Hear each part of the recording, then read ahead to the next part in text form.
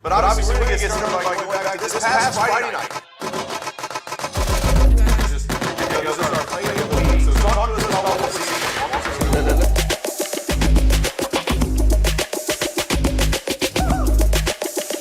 Rattlers won the Hornets down 16-13.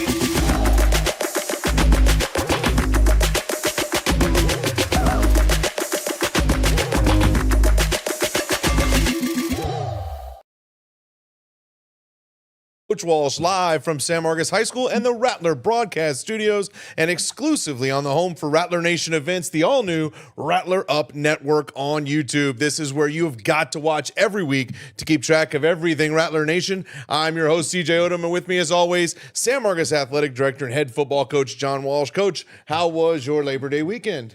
It was good. We definitely had to feel good about it. Exactly. So we got lots to talk about, of course, prior to letting you go Right. free on Labor Day weekend. And we're going to do all that this week on Rattler Up as we check out highlights from the dramatic victory over Hutto on Friday night. We'll preview this week's game as the Rattlers head to Pflugerville Thursday night to take on Weiss. And we'll be joined live in studio by members of the Rattler cross-country team and their coach, Owen McLaughlin. Now, Coach, we're off and running here in Rattler 8 Nation, and we're really excited to talk to that cross-country team later on in the show. Yeah, absolutely. I just got off the practice field, and there's about 2,000 cars out there because Miller and Goodnight are, Yes. are scrimmaging. So it's band was in the indoor, cheerleaders were on the track. So it was pretty good controlled chaos out there. Well, and you mentioned that out at Toyota Rattler Stadium. It's a packed house for Miller Goodnight. It was a packed house Friday night. And again, we're going to talk the game itself in just a minute. But how about that atmosphere for that home opener? And just how exciting was that for you as a coach down the field? It was palpable on the field, correct? Yeah, absolutely. I mean, the crowd brings the energy, and whether you're performing in the band or you're cheering or you're dancing or you're playing, that energy is felt. And last Friday night felt like it's supposed to feel under the lights, and I just hope we keep it going and build on that. Well, we've talked about, not only was it Little Rattler Night, it was all the different groups are there, cheer, Diamond Line, band, ROTC, the student section. It's hundreds and hundreds. Right. It's by some estimations a full third of the San Marcos High School puts on not just there in attendance, but putting on the show, have something to do with making Friday Night Lights happen. Yeah, it's a production, and it's and I just call it the Friday night experience. And there's the Friday night people make that happen, and it's everybody you talked about. And it's crazy to think. I coach football, right? And that's my part of it. But I was up there at 6:58 a.m. Because of you, actually, because you had this idea about Sandman and the Diamond Line coming out first, and I thought about it a little bit, and I ran it by the boys. I was taking them home, and they were all game for it. So I was actually choreographing, not Michelle Knight. I was choreographing Diamond Line because of your idea. Well, they came out to enter Sandman, and it started hot. I think it went well. And so we're excited to see that continue as the year progresses. But also, you got a chance to see the Jumbotron. We had the largest crew of CTE students from Digital Com that we ever had. It was camera people, producers, graphic makers. They were all over the field, got some great shots, which we're going to see a little bit later on. And then we're going to actually watch it during the break here.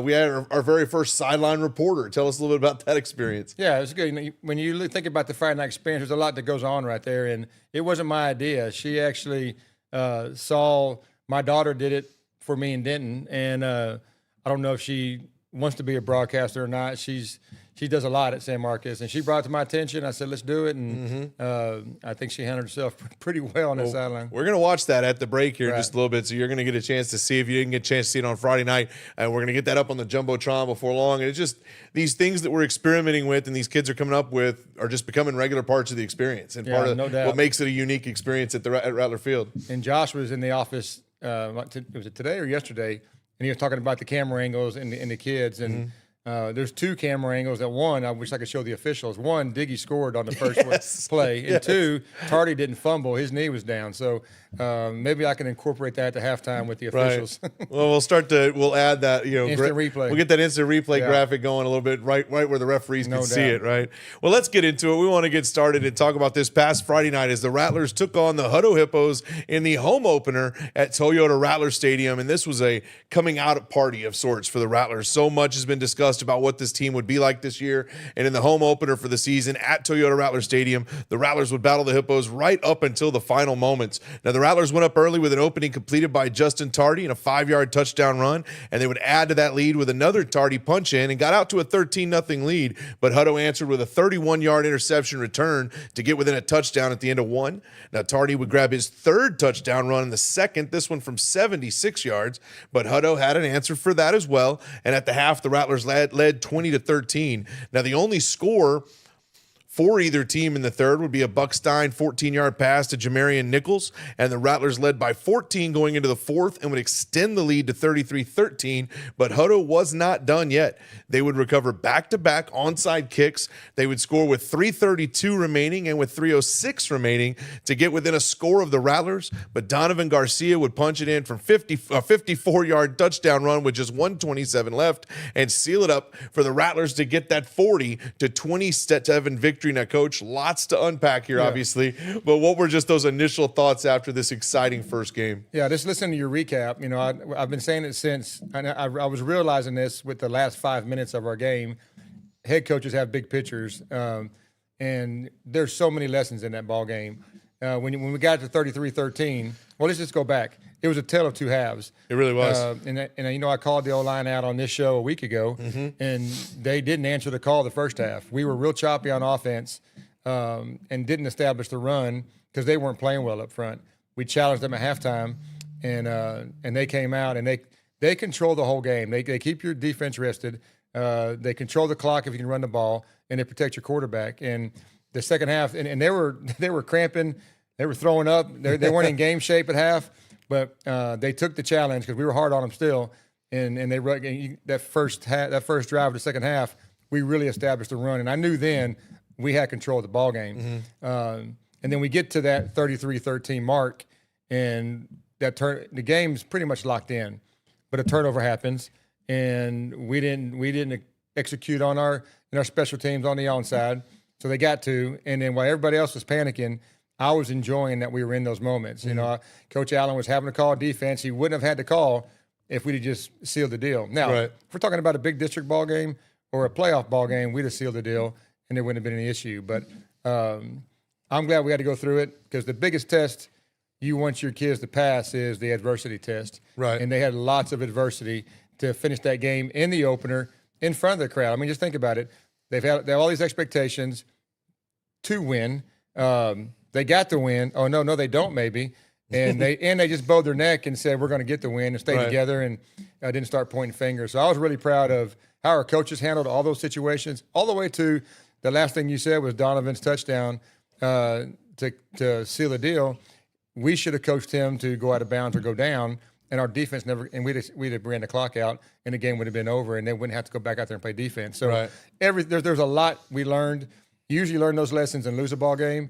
We learned a lot of lessons and still came out with the W. Well, we talked about it last week, and we've talked about it every season we've ever done this show about the scheduling of the pre-conference schedule to be as difficult as possible. If you schedule a walk away, you could win this game 48-0. But what do you learn? Nothing. And I know you're playing for the W. You were trying to win that ball game Friday night, but again, the district game victories are the ones we need. And so the idea that you could get those victories is huge. Now, for so many on that roster, Coach, and you alluded to it there, but it was such a long time coming.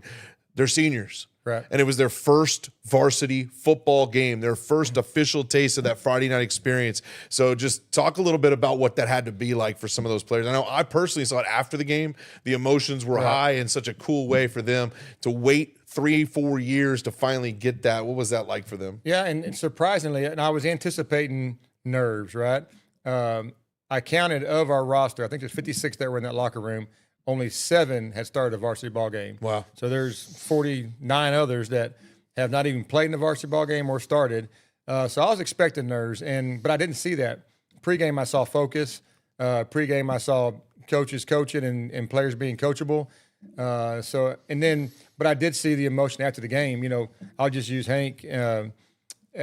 Toward the fourth, when the game was in hand and Donovan scored, he was emotional. He's not an emotional kid. He's pretty stoic, and What's wrong with you? And he said, we won the game. So there was a lot of buildup for it, right? And even the big tough ones can get soft at the end. Well, if it's at the end, especially because of the victory, right, we'll take that. Well, let's take a look. We've got some game film we want to look at, Coach, and you kind of tell us what we're seeing here. Okay. So we'll pull up some of the highlights that we saw. The offense was great, 411 total yards, 270 yards rushing, 171 yards passing. Yeah, this is a little flip to Jordan Lampkin, and we don't really like the hurdle. But if he's successful on it, it's one of those plays you clap and cheer, and before he does it, you're like, no, yeah. Looks well, since it worked, we were good with it, right? When Buck was protected, he can deliver, and he found Hank over the middle. Buck's a very accurate passer, and then once that line got settled in, he was able to find guys open. Well, he ran the route so perfect right into that open coverage. And then here early on, we had this little old school Buck sweep. I think Coach Bush ran some of this back in the day, so he'd be smiling right now. But it worked all night about 3 or 4 times for us. And then you get the ball to Tardy or Donovan, good things happen. Absolutely. The speed was on display. This is Jamari. This play wasn't even in the book. We just saw a way they were lining up, and we just grabbed Jamari and said, you remember last year we ran horn left, derby right flat? Let's run it again. And he remembered, and it turned into a touchdown. Well, and you love the getting stopped at the 3 and saying, no, I'm going on in. Yeah, we got tough kids. And this play right here, watch the receiver. That's a sophomore, Braylon Gatewood from Goodnight. Chasing down to make sure Donovan got in there. And instead of just watching, he was finishing the play and not hitting in the back and doing things right. No, that was awesome to watch. So as you mentioned, running back Justin Tardy, 14 carries, 161 yards, 3 touchdowns. He also caught 6 for 89. Donovan Garcia, 15 carries, 106 yards, 1 touchdown. So talk to us about that combination of Tardy and Garcia and controlling that running game. Yeah, when the O-line's going, we have some guys that, and what makes those 2 guys special is you see they're fast. I mean, that's what the average fan's going to see, but they have great patience and they have great vision. So they wait for the blocks to happen before they explode. And sometimes your guys can just hit it too quick, and the line's going to end up getting it done. But if you're too quick and not patient, don't see it, then you're not going to be productive. Mm-hmm. Those guys have great vision, great patience, and then when they get the burst, they're hard. And really, they're not big guys, but you saw they broke tackles. Like, they're strong. They were in the weight room with Wallace, and they bought into being strong. You can weigh 160 as long as you squat 400. Right. And so then you mentioned Buck Stein, quarterback. Yep. You know, when you said it, when he has time, he's going to deliver. 10 for 16, 171 yards, plus a rushing touchdown. Yep. Talk to us about how Buck did leading that offense. He's just a great leader. I mean, he's to a point for me that I can trust him. We put so much on him because he's so smart and he studies. Like this week's game plan is really all on him. I'm calling a play, and he might put us in 2 or 3 other plays just because he knows what he studies and knows what the defense is giving us. So the first half, we didn't give him a chance to be successful. And once the second half came around, you could see him settling in, and he's going to be a big-time player. And reason why, you got to have a quarterback. You can have a good football team, but if you talk about playing in December, you better have a dude getting that snap, and we got a dude. Well, we talked about that opening drive where we believed we scored, and I think that was something I noticed from the sidelines. I asked you about, when they were screaming for Buck, they were screaming for the offenses because you guys thought you'd scored. Yeah. For everybody believed the kicking team was on the field. And then so for Buck, you see an entire, coaching staff and probably half the team screaming his name.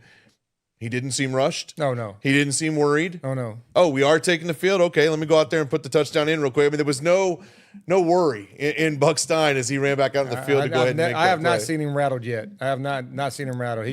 He's pretty calm and collected. Well, that was awesome to see. Of course, huge victory for the Rattlers, 40-27. They get that first victory to get us started. What a great start to it. We head to Weiss this week. We head to Pflugerville to see Weiss, and we're going to take a look at them and preview that game here in just a little bit. But we're going to head to break, and when we return, we will be joined in studio by Rattler cross country team and their head coach, Owen McLaughlin. And as we head to break, Coach, we're going to take a look at exactly what you were talking about. We had our very own Diamond Line, Marilee Olson, come on and do sideline interviewing. So we're going to take a look at that in the break. And when we get back, we'll talk cross country, all that and more. Keep it here on Rattler Up. Coach Walsh, last year Hutto had one of the most prolific quarterbacks in the state. He's now moved on to playing at Texas Tech. And they have a new head coach who is the offensive coordinator for the state champions from North Crowley. What are you expecting from the Hutto Hippos tonight offensively? Yeah, normal openers, there's a lot of unknown. And you put in Coach Reinhardt and the offense he put together in North Carolina when state championship, it's really got us wondering what you don't see nothing in the scrimmage. So it's going to be a lot of unknown going into it. I suspect our defense to be slow to go at first, and then and once we figure them out, we'll tighten the screws a little bit. And now this quarterback they got now really throws the deep ball good and intermediate stuff. So we got our hands full from their quarterback and the receivers. Flipping sides of the ball with Buck at quarterback, what should we expect to see tonight from the Rattlers offensively? Yeah, the good news is we got good players too. It's going to be a good ball game. We got guys that are going to play college football. We got guys going to play college football. So we get to tee it up. And a lot of our, I think I counted in that locker room, we have 7 guys that play varsity football. So it's all new tonight. They'll have some nerves going, but I can promise you Hutto's going to play that Rattler football when they wake up. My name is Mary Wilson with Rattler Productions. Let's enjoy the ball game. Welcome back to Rattler Up with Coach Walsh. We're live on the all-new Rattler Up Network. Coach, we've been so excited. Rattler Up Network's already exploding. We had all those live baseball games last year, had the chance to get that interview that we just saw at the break, and plus all the work going on at the Jumbotron. So how excited are you about just some of this coverage we're getting? We're going to be into fine arts, we're going to be into CT, but of course you're seeing it in athletics right now. Right, absolutely. It's exciting because this is what we talked about last week. It's just involving so many programs, and not just CT's over here, athletics is over here, fine arts. It's all intertwined and together, and that's what you want to envision in a one-horse town. Well, we found out today as we ran numbers, right? We were talking earlier. We run numbers all the time to see how many kids are participating. We want as many kids in all the programs, and all combined at San Marcos High School this year, as of enrollment numbers today, 97.2% of students at San Marcos High School are in either a CTE athletics or fine arts program. That just speaks volumes to what that can do. Yeah, and that's what makes our high school special. The kids want to be involved and they want to lead in those programs. And I think I said it at the chamber pep rally. We had at the Business Expo, and it said everything's on the rise at SMCISD right now, starting from the classrooms up. And it's not just because they're silos, and we're all together in this thing and aligned. All right, well, we are excited now to be joined in studio by a group that's really on the rise here, the San Marcos High School cross-country team. And we are joined, first of all, by head coach Owen McLaughlin, along with members of the team. We'll meet the team here in a minute, Coach, but we're going to start with you, a proud Rattler graduate yourself, yes. Former member of the cross-country team. How does it feel now to be taking the reins and coaching this team now? It feels really good. This is the one place I love to coach. It means a lot to me. I had a great experience when I was here, and so it feels good to be able to come back home and help them hopefully have that same good experience that I had. Well, and the story of any teacher, any coach is, they had great coaches, they had great teachers that inspired them to go into the profession, but it's pretty rare that you then get to come back and do it at the place where you had those experiences. Right, and right. So just thinking that you are now that for so many of our athletes, which we're going to meet in just a minute. Give us the update on the season so far. I know we're just a little bit into it, 3 races so far, but give us kind of the overall feel for both the men's and women's team. So we're 100% already into our season. We have our 4th meet this week, so we've already gone through 3. Our women's team, Erilyn, which you'll meet in a second, has been kind of our leader. We're a very young team. She's our one senior, and we got sophomores and below. So she's been having to lead, and it's been great. They've been learning together, and it's good to see. And the guys' side, again, we graduated about 12 seniors last year, and I only have 1 senior this year. So it's been a different dynamic than we were used to last year, and they've all come together, and they've worked really hard together. This was the first summer where we really focused on just everything as a pack. And they've done it really well. So I've been proud of them so far. Awesome. Well, let's go ahead and meet the couple that we've got here. So we're going to turn it over to our guests here that are in studio with us. And how about you just introduce yourselves, give us your name, your grade, and we know you do cross country, but what else do you do at San Marcos High School? And so, Erilyn, we'll start with you. Oh, hi, I'm Erilyn, and I do cross country and track. That's pretty much all I do, honestly, at the school. I mean, I study a lot for academic-wise. And I'm in 12th grade. Yes. Awesome. Moses. All right, and Moses. I'm Moses, and I'm from the cross country team, and I also do track. And I'm into a bunch of like construction, so I'm trying to get like really good at that to try to do that in my future. All right, awesome. So I'm gonna add it to these. She does one where she can rap. She won't do it for us tonight, but she can rap. And this guy, he was sick this morning, and he was still at cross country running, wiping his nose, and somehow came back here tonight. Well, it's funny you mentioned he was at practice. I want to ask you guys about practice. A lot of people don't know cross country, right? This is not a sport that a lot of people are familiar with. They think they know it, right? It's running long distances, but they really don't know the ins and outs of it. So, talk to us about the practice schedule. I'll let Moses, why don't you get us started? What's a basic in a regular week leading up to a meet? What kind of mileage are you doing? What kind of running? What kind of training are y'all doing? Yeah. So basically, we wake up every single day at 7. We have to be here. And it depends. On Mondays we have to do some neighborhood runs. Wednesdays and Tuesdays we usually have workouts on the track to make us better. And on Fridays or Thursdays we have recovery runs to shake out to be ready for a meet the next day. All right, so Erin, tell us a little bit on the women's side. I know a similar thing, but talk to me about those neighborhood runs. Is that a fun experience? Is it an interesting experience? I could tell you we've heard from people in those neighborhoods. You've become a mascot of San Marcos High School. I mean, they just love seeing cross country's up and running this morning. Talk to us about that. So running's very painful, honestly. I honestly do not like running in the neighborhoods, but it's fun when I run with the team, which is some on recovery runs and stuff. But mostly I just run alone, but I still have fun running. I like the accomplishment I feel from after the runs. Awesome. So now you talk about, those are kind of different spaces. You might be running on the track, you might run in the neighborhood or whatever. Moses, talk to us about the contests themselves. Again, taking for granted, a lot of our fans watching right now don't know some of those. So how long do the men run? What's that contest like? What kind of surface are you on? Tell us about on game day, what a cross country meet is like. A cross country meet, it's it's mental a lot.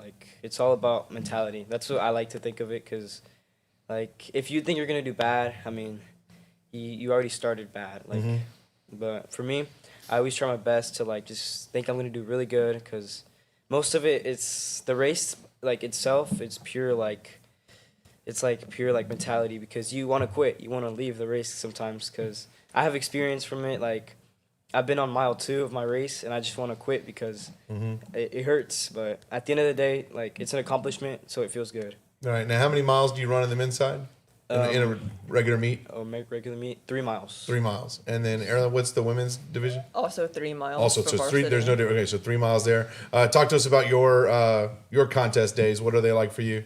Oh, well, honestly, I get really nervous before races, and I always have really bad race day anxiety. But I've been working on it, and the more I get less nervous, the more fun racing becomes, even though it's painful. And like Moses said, I always want to quit during the race or walk, but I keep on pushing because I know I need to for the team. Mm-hmm. Now, Coach, you've had 3 races so far, Floresville, Westlake, and Long Creek, but getting ready coming up this Saturday, you're hosting the Running Rattler Invitational. Yes. And that is over at Texas State, correct? It is. And so we've done that there for a few years. Talk to us a little bit about, not only are you having to get your team ready for a race, but then putting it together as the host. What is that like for you? Right. I would say this is probably the 2 most stressful weeks of my school year, just because of how much effort and time it takes to get everything set up and running. It includes a lot of just getting together with the boosters and making sure everything's going to run smoothly, communicating with other teams, making sure, Texas State has everything set up for us perfectly. And Texas State's really great. They help us out a lot. And then it's for these guys, it's just making sure we continue on from last week. We get a little better than we did, every week, slightly better. And these guys have been doing it so far. Awesome. So we just want to continue on that path. So now if somebody wants to come out on Saturday, they can watch a race, right? For sure. What do you suggest someone that's never come out and watched, they didn't even think they could come out and watch, but they want to go out Saturday and watch these incredible Rattler athletes compete? What would you suggest to the first-time spectator? I would suggest that they get there around 7:15 so they're ready to see Erin open up with the girls' varsity, which is shortly followed after, we'd say 20 minutes? 20 minutes. That's her goal time this week, I think. And then Moses and the varsity team will follow up. And then after that, we have 2 JV races. Okay. Is it something that you suggest a good place to get as much view in as you can, or So just kind of hang out the finish line? That's the exciting place to be. if there's 2 ways you can go about it. There's one where you can stay at the start, which is right across from the finish, and see them start and finish. Okay. And then you can be like the crazy spectators that run around the entire course, and they might get a 5K in at the same time. They're getting their miles in. As well. Right. So there's And 2 that's ways. what I do when I go watch y'all at district and regional is I never know where to go. I'm lost at the course, right? And you know where the start is. Right. But I follow the crazies. I just, when they start running, I go there, and we go over here. They just kind of send the herd of people around watching, right? It's like trying to find a tiger on a golf course. So, Moses, why don't you talk to us a little bit again? I want people to, they don't understand the sport. Talk to us a little bit about strategy, because I know that it's not just starter's gun goes off and I run till I get to the finish line. Like, what is some of the strategy? You said it's so mental, right? What are some of the things that you do to how you start versus how you finish? And what are the things that you have to prepare yourself for to complete a 3-mile run in the best possible time? I mean, strategy is very important in a race because if you go out too fast, you can also you have to save some energy for like the whole time, because if you go out way too fast, you're not gonna have energy to finish and do good and get a good time. And if you go like too slow in the start, then you're not gonna get a good time. So and for example, my strategy is I just look at the times and I see who has similar time as me or better, and I just stay with them, try my best to stay with them or beat them. Of course I want to beat them all the time. And yeah, that's my strategy is always to just stay with the person in front of me, always catch someone. So, Erin, what about you? So, in your contest, besides just running for 3 miles, how do you conquer that mental part?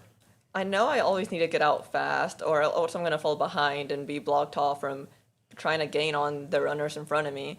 And if I see people I know who shouldn't be beating me right behind me, I try to speed up to create that gap in distance, so I know to hit a goal time I can race. All right. Well, what are some of your goals? Both, and I'll open this up to both of you. Obviously, you want to you want to go far. But what are some personal goals? If it's a certain time you want to shave off, or a place you want to get. What are some goals? And Erin, we'll start with you. What are your goals for this upcoming season? I'd really like to PR and go. My PR currently is 19:52, and I'd really like to just go below that time, especially if I want to go into college for running. And I would also like to make it out to regionals again, like last year. Okay. Awesome. Moses, what about you? My goal for this year is to hopefully qualify for regionals. I mean, I've been putting in so much work, so that'd be really nice. And also, like Erin said, get another PR.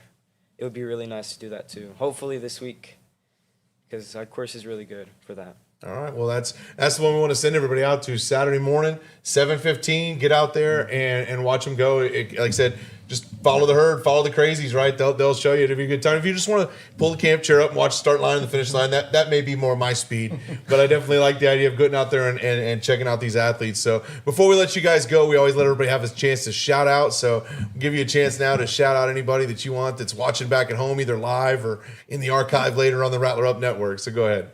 Oh, I'd like to shout out my mom and my dad and my brother Griffin. I'd also like to shout out all my teammates, as they always support me, and my two best friends, Georgia and Lena, and Coach McLaughlin, however you pronounce his name. She says it different every time. I'd like to give a shout out to my sister and my mom. Yeah. All right.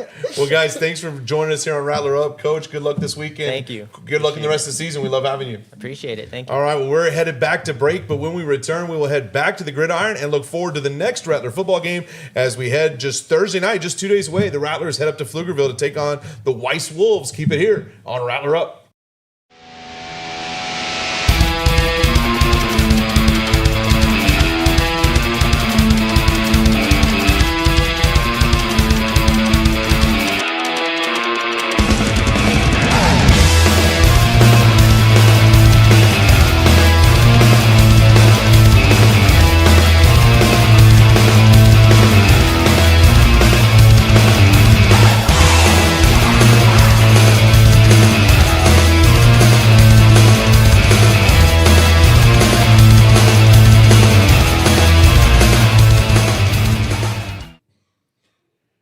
Welcome back to Rattler Up with Coach Walsh, live on the Rattler Up Network. Coach, great time visiting with the cross-country team, and that's the real spirit of what this show's all about, right? We want to talk football during the football season, but also bring in other athletes, and all year long. This isn't just during football season. This is a year-long program. We've been doing it for 4 seasons now. Talk to us a little bit about why that is exactly what the idea you had for this show in the first place was. Yeah, I mean, this show is much better when we have students on here, and it's just fun to watch because I know I'm around them all the time, but it's good for people that all they do is come watch them perform. Just listen to them talk about what they do, and you ask great questions about practice and strategy. And I listened to Erin just talk about the anxiety she has before a race. I made all my kids run track just for that feeling because I ran it, and I remember that feeling. And just to have that feeling, you still get in the blocks, the gun goes off, you got to go. And there's so much into that as far as the competition. So the kids make the show. Well, and that aspect of it, I saw in my own life personally as a father, because my daughter was doing track this last year, and you were right there on the track alongside her, telling her you can do this. It was triple jump. She was scared. She wasn't getting it, and you were right there. And that you're right, that mental aspect. It's softball's her game, but man, track just really brought her along. So, all right, we're going to turn our attention to this week's game, a special Thursday night contest, as you will lead the Rattlers up to Pflugerville to take on the Weiss Wolves. And before we get into the game itself, we've talked about this before, but remind folks of how that Thursday night game really just changes everything from a schedule and a prep standpoint for you. Yeah, and this week's really funky because we had Labor Day off, right? So you asked what I did on Labor Day. We worked, we practiced. And they played Thursday, so they have a full 7-day week. So they gain a day. So they're normally just Thursdays anyway. Well, they were last week, so they got a normal 7 days. But you throw in our kids didn't have school on Monday, so they're already off their system of what they do throughout the week. And so today's really their Monday. Oh, shoot, tomorrow's the JV game. We play on Thursday. So it happened real fast. And you got to be careful as a coach when you play in practice is you have to be comfortable with just 2 days of work and 2 days of teaching and make sure the plan's not too much and overwhelming. Right. Well, let's take a look at the team we're playing. Weiss defeated McNeil last week, 56-28. In their opener, they were tied at the half, but they pulled away in the second half, outscoring them 35-7. Now, Max Preps has them as the number 8 team in the state in 5A. Last year, they were 8-3. That was good for third in the District 12 5A. They went on all the way to the first round of the state playoffs before losing to Angleton. And they are holding on to a new head coach, Malcolm Hill, the former offensive coordinator at Prosper for the last 3 years, is now their head coach. On offense, they've got a top young quarterback, sophomore Jackson Shad. In freshman year, 2,689 yards passing, 32 touchdowns. Obviously, he's on he's a target for the defense. But talk about a kid in his freshman year having that kind of success. How does that play into how do you strategize against him? Yeah, he plays with a lot of moxie too. So he was really an unknown for us. Other than he was a freshman last year, and I think the day of our game last year, so a year ago.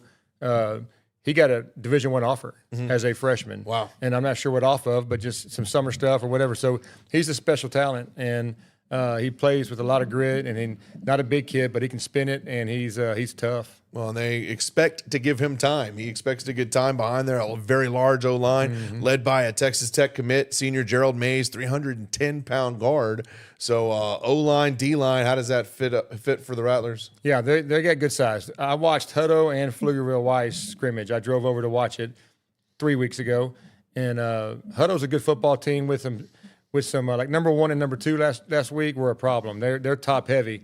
What I saw from Pflugerville Weiss is they may not have number 1 and 2, but they have more problems for you and more mismatches. And they're really big up front. They protect the quarterback. Their coaches do have great schemes, and there's multiple receivers that are threats. So they're a problem to only have 6 days to prepare. Yeah, a lot of the previews you read online about this team talked about definitely a multi-layered attack. They could throw the ball, like you mentioned, senior Daniel Berry, junior Trey Moore, receivers available, over 500 yards receiving each of them last year. And if they need to run the ball, if you're shutting down the pass, senior Nick Johnson, he's also a threat, rushed for over 1,000 last year. So definitely you're going to have to do that. Now, interestingly enough, after the issues that we had against Hutto, you let me know Weiss is actually known for regular onside kicks, not just fourth quarter game on the line, they'll onside kick in the first quarter if they think they can. Talk to us a little bit about that. Yeah, they use it as a play. It's a weapon. So they line up with 3 on each side and 3 in the middle and 2 kickers go in each direction. And then if you line up wrong, they're gonna try an onside kick right there. They recovered 2, like you said last week. Obviously, we let 2 get away from us last week. So I fully expect them to come at us and test us. That's why we've been working it every day since Friday. And then if the weird thing about their onside is if you bring everybody up to get it, these kids, these 2 kickers can take 2 steps and kick it to the end zone. They're pretty good talents, and coaches are using it well and making you work more on your kick return than you've ever worked on. Well, and that's that's time that you're devoting to that particular thing that you're not devoting to something else, right? Absolutely. And so, interestingly enough, then defensive line, they're returning 2 starters. They've got a senior defensive back, Jorian Gwynn, Incarnate Word commit, Caden Haynes, 7 interceptions last year. So on the defensive side of the ball, same thing. They seem to have a pretty good shutdown. So tough matchup, top to bottom, it looks like. But what do you think some of the keys to Rattler victory are going to be overall? I think what we've talked about, and I think you're going to hear me on repeat all year long, is just we got to establish the run. And I was real proud of our defense last week, only giving up 54 yards of rushing. So if we establish the run, everything else works out. They're very athletic, and I don't know if it's 4 or 5, maybe 6 turnovers last week. They created a lot of turnovers last week, and it was, like you said, it was tied at the half, and the turnovers turned the whole thing around. So we need to take care of the football and establish the run. Now, something you mentioned, it just speaks to that whole let's schedule a tough preseason, right?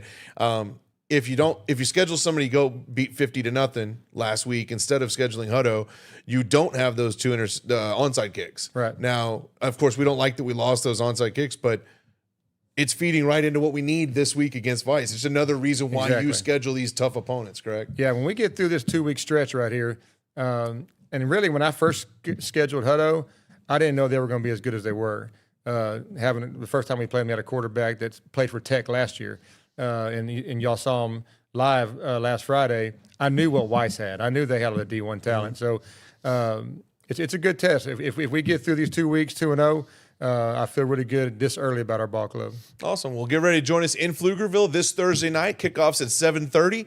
If you're not familiar with where they are at the field. It's the P because it's Pflugerville. The P Field at 5201 Wolfpack Drive. So Google Maps says it'll take you about an hour. So leave plenty of time to make sure you get there and cheer the Rattlers on this Thursday night. It frees you up your Friday. And so with that, Coach, another Rattler Up is in the books. And so another exciting time. But before we go, let's take a look at some of the upcoming chances you have to catch the Rattlers in action this week. Tonight, actually, right now, our volleyball girls are up in Austin taking on the Regent School. And also right now, the Miller and Goodnight scrimmage going on over at the football field, like we mentioned. Tomorrow night at Toyota Rattler Stadium, JV football taking on Weiss at 6 o'clock. Thursday, the Rattlers are at the field in Pflugerville, taking on the Weiss Wolves, like we said, kickoff at 7:30. And Friday, volleyball will be at Hayes High School, taking on the Rebels. So that's an easy drive up to check out Lady Volleyball at varsity at 6:30. And as we mentioned, Saturday, the Running Rattler Invitational at Texas State over at the intramural fields. The old golf course, as a tear comes out of my eye, Coach. I missed that golf course. But if you get out there Saturday, if you have not gone and seen a cross-country meet, I want to tell you, you got to get out there. Good experience, great chance to see some Rattlers that don't typically have thousands and thousands of people. And so we've talked about it before, but for a team like a cross-country team or some of these others that don't get the massive amount of spectators, what does it mean when you get a big crowd of just watching you perform? Yeah, especially theirs, because they're, they talk about he said he's on his second mile, come for that last mile. When you go to those meets, they do get a pretty good crowd rush that's sitting there at that last, not mile, but the last 800 meters. That's where everybody kind of crowds at the end, and they feel, I think you can feel, maybe it's not 5,000, but those 300 there are giving them all they got. And that's awesome. Yeah, and it's a good sight. So go out and join them, be a part of that if you get a chance on Saturday. So, Coach, also the Miller Goodnight scrimmage going on right now. How excited does that make you feel for the future of Rattler football? There was a crowd out there today. I mean, normally when they show up, it's always full, but I don't know what it was about tonight, but they filled the parking lot up. Most of them were at our practice watching at the end right there, and then they went over to the inside field. So I'm going to go back out there and watch the A teams, and see what they got. That'll be awesome. Well, before we go, Coach, we talked last week. Texas didn't quite get it done against Ohio State this Saturday, but Oklahoma State took care of business. 27-7 victory over UT Martin. Were you happy? Well, obviously you were happy, but a little bit about that Oklahoma State game. Yeah, I appreciate the Cowboy love. I like it.